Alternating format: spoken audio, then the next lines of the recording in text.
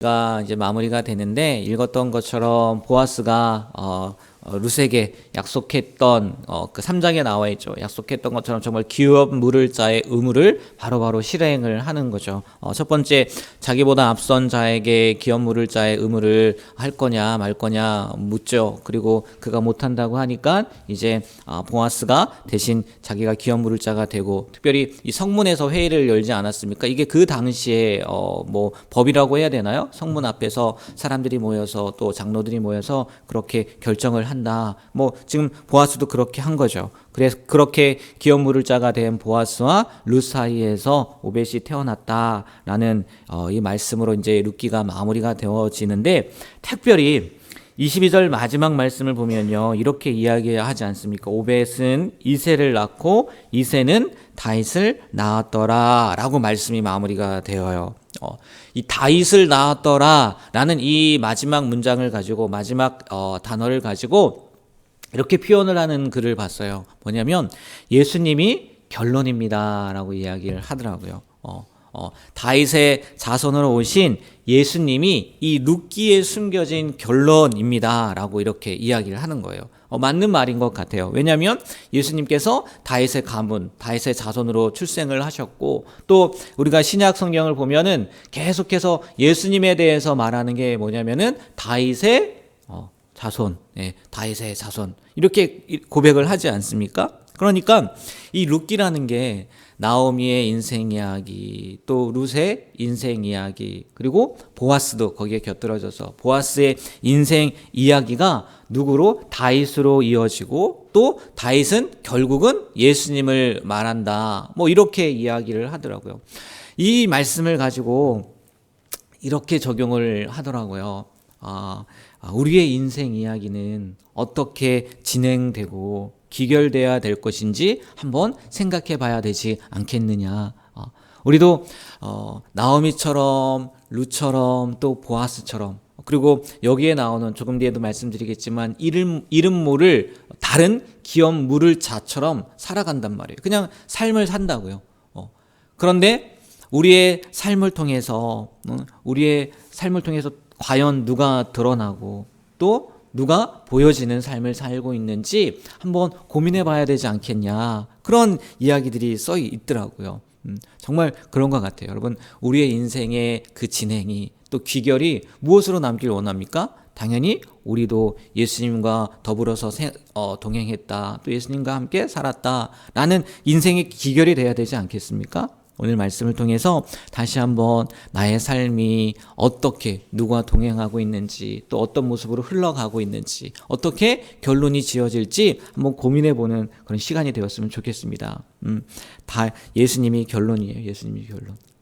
네, 다시 한번 말씀으로 들어가면 6절 말씀을 보면요, 이런 말씀이 6절 말씀에 보면 보아스보다 엘리멜렉과 더 가까운 이제 친척이 룻의 기업 물을 자가 그것을 못하겠다고 이야기를 하지 않습니까? 그런데요, 4절을 보면, 4절 말미에 보면요, 분명히 그가 뭐라고 얘기하냐면요, 이렇게 얘기해요. 그가 이르되 내가 물으리나 하는지라 해요. 근데 2절 만에 지금 마음이 바뀌어가지고 못하겠다고 하잖아요. 그 이유는요, 다른 게 아니에요. 만약에 자신이 그 기업을 물으잖아요. 그러면은 룻과 결혼도 해야 되고, 그리고 룻과 결혼을 해서 낳은 아이는 자기 아이도 아니고 엘리멜렉의 가문을 이어져야 되고, 그리고 밭을 산 것도 자기 게 아니라 그 엘리멜렉의 가문에 주어져야 된다고 하는 거예요. 뭐 당연히 그러니까 뭐예요? 손해 보는 거잖아요. 처음에는 이렇게 생각을 한 거겠죠. 그냥 내가 물을게. 그러면 자기 것이 될 줄 알고, 왜 그것도 내가 돈으로 주고 사니까 그것도 내 것이 되고, 그렇게만 생각을 했는데 보아스가 그렇게 자세하게 설명을 하니까 도저히 용납이 안 됐나 봐요. 그래서 나는 못 물으겠다. 직접 고백을 하잖아요. 손해가 날 것 같아서 못 물으겠다, 이렇게 얘기를 한다는 거죠. 그런데 우리가 알다시피 보아스는요, 이 모든 것을 다 알고 기업 물을 자가 돼요. 그리고 그것으로 말미암아 서두에도 말씀드렸던 것처럼 보아스도 그 다윗의, 또 예수님의 족복 가운데 들어가는 영광을 얻었다는 거죠. 오히려 더 가까운 기업 물을 자는요, 이름도 안 나와요. 정말 재밌지 않아요? 분명히 이름을 기록할 만한데 이름을 기록할 필요도 없다는 거예요. 이름도 나오지 않는 존재로 그냥 끝나버렸다는 거죠. 그러면 뭐 그 사람은 손해가 된다고 해서 안 했다고 하지만 보아스는 손해를 물으면서도 손해가 있으면서도 왜 그러한 일을 했겠느냐는 거예요. 왜 룻과 결혼을 했겠냐는 거예요. 왜 기업 물을 자가 되었느냐는 거예요. 물론 뭐 성경에 나와 있지 않지만 보아스도 룻이 마음에 들어서 그런 걸 수도 있을 거예요. 그런 걸 수도 있겠지만 다름이 아니라 이게 컸다는 거죠. 하나님께서 그렇게 법 가운데 약속을 하셨다는 거, 말씀을 하셨다는 거예요.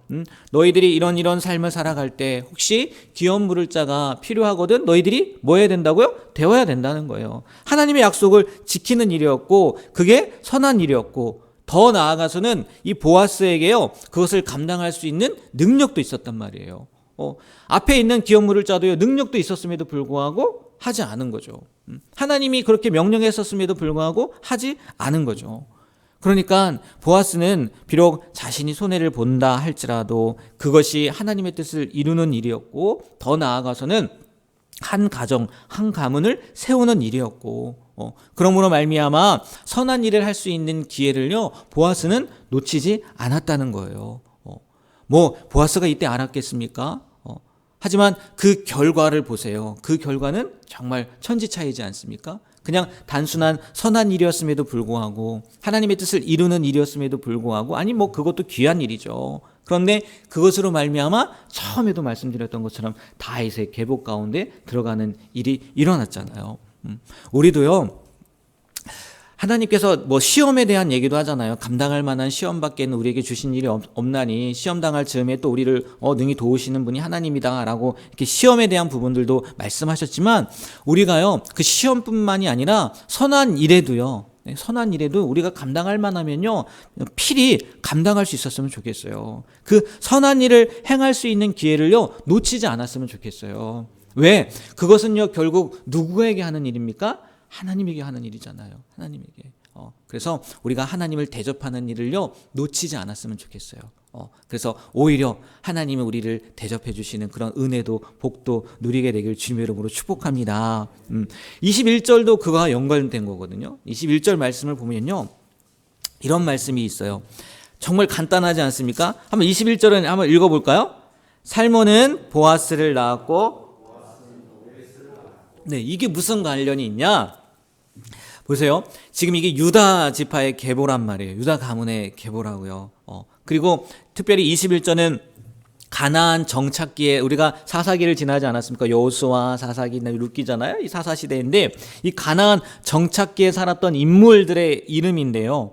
여기서 이 구절에서 특이한 점이 뭐냐면 다 이방 여인들과 이방인과 깊은 관련이 있다는 거예요. 살몬은요 정탐꾼 중에 한 명이었어요. 근데 누구랑 결혼을 했다고요? 라합이랑 결혼을 해요. 라합이랑. 네. 여리고 사람이었죠. 라합은 이방 여인이었어요. 그리고 기생이었어요. 근데 그 여인을 아내로 맞이했고요. 또 보아스는 우리가 잘 아는 것처럼 룻. 네. 룻을 이방 여인이신 룻을 아내로 맞았어요. 그리고 그 안에서 오벳이 태어났다는 거죠. 그런데 이 이방 여인들이 지금 예수님의 족복 가운데 들어간 거예요. 예수님의 조상이 된 거예요.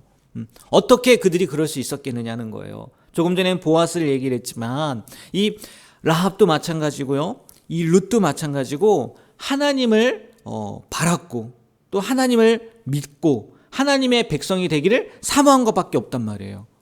하나님의 은혜 가운데 거하려고 하는 것밖에 없었다고요. 물론 그 안에는 뭐 시어머니 나오미를 생각하는 마음도 있었을 것이고 또 뭐 라합은 뭐 이미 여리고가 다 무너졌으니까 뭐 더 이상 만날 사람이 없었나? 그렇게 생각할 수도 있겠지만 정말 그들이요 어제 주일 말씀에 마지막에 말씀드렸던 것처럼 이해한 것을 뭐 한 거예요?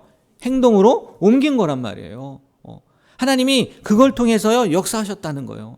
하나님은요 어느 누구나 하나님께로 나오는 자를요 내치지 않고 버리지 않고 하나님의 자녀로 삼아주신다는 거예요. 그리고 보세요 예수님의 족복 가운데 들어갔단 말이에요. 이방 여인들이. 어떻게 보면 제가 선을 행하는 거다라고 말씀을 드렸는데 하나님을 선택하는 거 이게요 지금 우리 눈에요 아무것도 보이는 게 없을 수도 있어요. 그렇지 않습니까? 뭐 500까지 무슨 생각이 있었겠어요. 룻이요.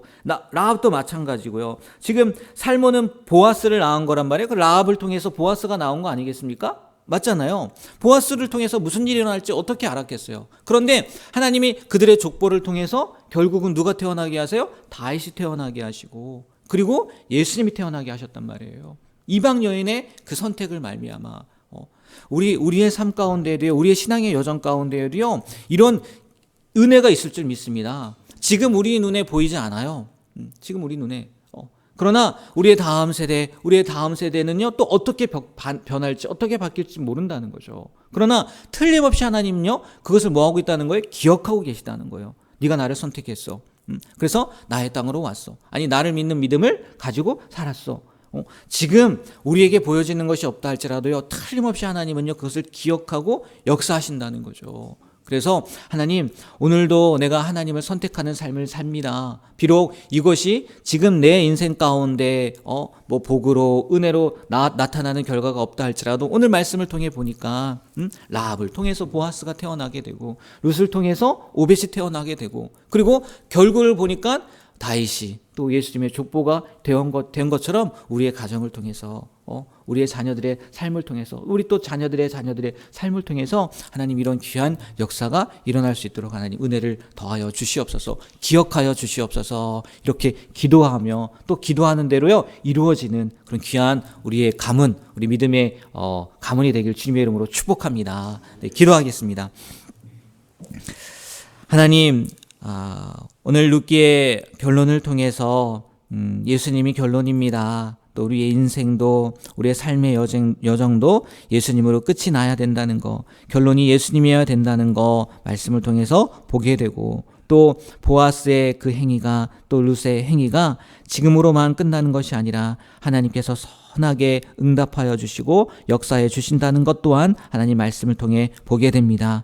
하나님, 우리의 삶에서 그 모습들이 보여지지 않는다 할지라도 우리들의 자녀들의 삶을 통해서, 또 우리 가문을 통해서 하나님의 이름이 높여지고, 또 하나님을 따르는 삶 가운데 주어지는 귀한 복들을 누리는 은혜가 있게 되길 소망하며, 또 그렇게 될 것을 믿으며 예수님의 이름으로 기도합니다. 아멘.